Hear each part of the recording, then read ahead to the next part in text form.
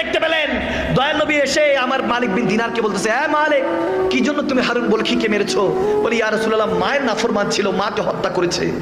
বলে, আমার নবী তখন মুচকি হেসে দিয়ে বলে, সেই মায়ের উসিলাই সে জান্নাতি হবে, তাকে জানিয়ে দাও। তখন মালিক বিন দিনার বলে, এটা কিভাবে সম্ভব ইয়া রাসূলুল্লাহ?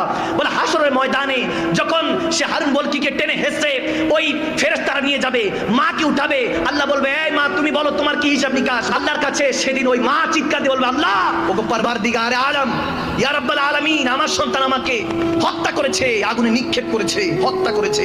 তাকে কত কষ্ট করে 9 মাস 10 দিন 10 মাস 10 দিন পেটে রেখেছি, আমাকে সে কষ্ট দিয়ে হত্যা করেছে, আমি বিচার চাই। আল্লাহ বলবে, এই বদবখতকে উঠা, ফি নারে জাহান্নামা খালিদিনা, চিরস্থায়ী জাহান্নামে নিক্ষেপ কর।